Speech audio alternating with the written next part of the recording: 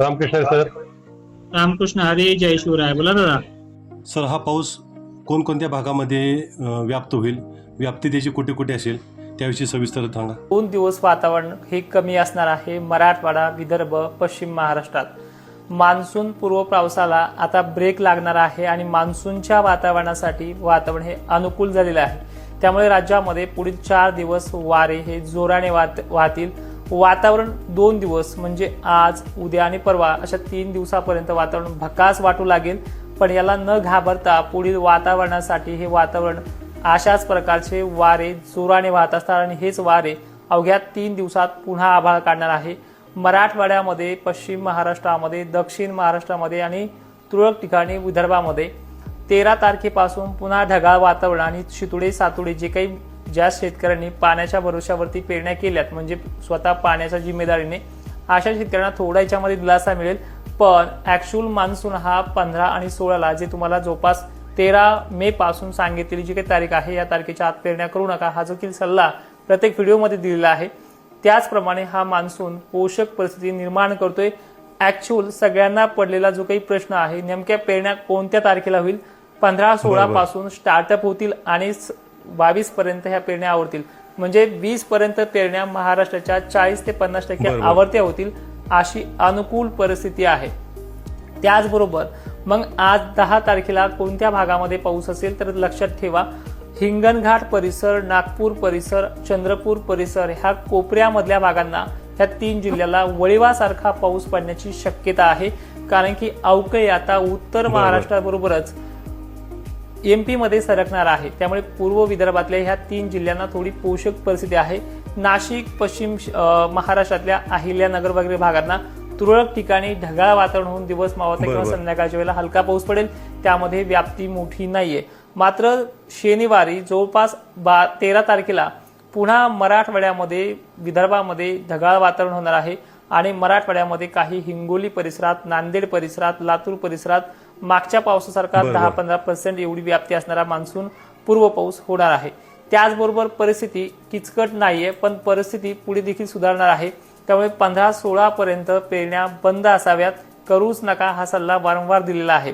त्याचबरोबर मान्सूनवरती अनेक शंका आशंका घेतल्या जातात. दुष्काळाचं जे काही मनामध्ये भ्रम आहे तो देखील तुटणार आहे. फक्त अजून एक आठवड्याभराचा कालावधी आहे. एका आठवड्यामध्ये हे चित्र स्पष्ट होईल. आता हा जो काही आतापर्यंत पडलेला पाऊस असतो तो मान्सून पूर्व, तो अवकाळी जिथे पडला तिथे खूपच आणि टक्केवारी सुद्धा कमी राहते. त्यामुळे अनेक जणांना वाटतं की यंदा असाच पाऊस आहे का. तर मान्सूनचा जो काही पाऊस राहतो त्यामध्ये वातावरण भलेही थंड असतं, पाण्याच्या थेंबाची जाडी बारीक असते, पण त्या पावसाची व्याप्ती 60 ते 70% असते. ऍक्च्युअल भाग घेण्यासाठी तालुका जर विचारात घेतला एखादा तर त्या तालुक्यानुसार ती व्याप्ती जवळपास चांगल्या पद्धतीनं राहते, 70-80% राहते.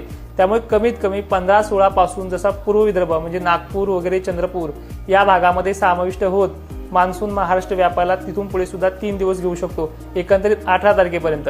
मग आता लक्षात घ्या कुठल्या जिल्ह्यांना किती व्याप्ती आणि कधी पेरण्या होतील हे देखील सरळ सरळ सांगण्याचा प्रयत्न करेल. ज्यावेळेस पश्चिम महाराष्ट्रातनं मराठवाड्यामध्ये वारे जोराने वाहतात, तिथलं ढगाळ वातावरण, तिथला ढग व्याप्तीचा पाऊस हा नागपूर, पूर्व विदर्भ, हिंगोली, वाशिम पर्यंत जास्त मजल मारतो. त्यामुळे 15-16ला जी काही सुरुवात होईल त्या सुरुवातीवरती नागपूरकरांच्या पेरण्या स्टार्टअप होऊन जातील. त्यानंतर 17-18ला मराठवाड्याचा मध्य भाग आणि विदर्भाचा पूर्व भागच इथे देखील स्टार्टअप होतील आणि 19-20च्या दरम्यान पश्चिम महाराष्ट्र, खानदेश इथल्या पेरण्या स्टार्टअप होईल असा सरळ सरळ उल्लेख आहे. 2025ला ला निना भरभक्कम मोठा पाऊस असताना सुद्धा 8-9 पासून स्टार्टअप झाल्या होत्या तर 17-18 पर्यंत, खानदेशच्या 28 जून पर्यंत पेरण्या केल्या होत्या. बोलून चालून ह्यावेळी 10% पाऊस आहे, कमी आहे. पण यामध्ये सुद्धा 5-7 दिवसाच्या उशिरानंतर पेरण्या होतील. मोठी काही लांबणीची पेरणी नाही, सरळ सरळ एका आठवड्याच्या आतमध्ये चित्र स्पष्ट होईल. मात्र ह्या 2 दिवसानंतर, ह्या 2 दिवसाच्या भकास वातावरणानंतर पुन्हा 13-14ला वातावरण पूर्णपणे स्थिर होऊन जाईल आणि 14 तारखेलाच पश्चिम महाराष्ट्रात मान्सून प्रवेश करेल. मान्सून आला म्हणजे पाऊस आला असं नाहीये. तिथून वारे व्याप्ती घेतात, पूर्ण महाराष्ट्र व्यापायला 3-4 दिवस लागतात आणि त्याच पद्धतीनं मान्सूनची स्थिती ह्या 18-19 पर्यंत मान्सून सगळ्या भागांमध्ये बरसायला सुरुवात करणार आहे. एक गुड न्यूज मोठी सुद्धा अशी आहे की मान्सून आल्याच्या नंतर तो सलग 8 दिवस सारखा बरसणार आहे. म्हणजे पेरण्या केल्यापासून उगेपर्यंत त्याची साथ मिळणार आहे आणि उगल्याच्या नंतर सुद्धा 2-4 दिवस गॅप घेऊन पुन्हा तो पडणार आहे. त्यामुळे इथे दिलासा एवढा चांगला आहे. गेल्या वर्षीच्या तुलनेमध्ये ह्या वर्षी मान्सून 10% कमी आहे, पण दुष्काळ नाही ही भूमिका स्पष्ट आहे. आणि जवळपास खानदेशकरांनी, पश्चिम महाराष्ट्रकरांनी 19 ते 20 तारखेपर्यंत पेरण्या करू नये, मराठवाड्यांनी जवळपास 17-18 पर्यंत पेरण्या करू नये. मान्सून हा पूर्ण जिल्हे व्यापू देण्याची त्याची जी क्षमता आहे 3 दिवसाची ती पूर्ण होऊ द्यावी अशी अपेक्षा तोडकर हवामान अंदाज प्रयोगशाळेकडून वारंवार दिली जाते. आणि एक महत्वाचं आणि सर्वात भारी मुद्दा जो आहे तो म्हणजे यंदा ज्या काही भागामध्ये आता मान्सूनची सुरुवात होईल त्याचा पेरणीचा निर्णय स्वतःचा असावा. 1-2.5 फूट वर जाईपर्यंत पेरणी करू नये, कारण की मान्सून सुरुवातीला पेंडवलता, नंतर चांदण बरी आणि नंतर चांगला बरसतो. अशा कालावधीसाठी 3 दिवस लागतात.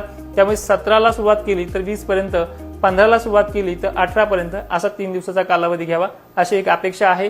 आणि आणखीन काही प्रश्न असतील तर कमेंटमध्ये सुचवा. ज्यांना पटत नाही त्यांनी दुर्लक्ष करा. जय शिवराय. धन्यवाद.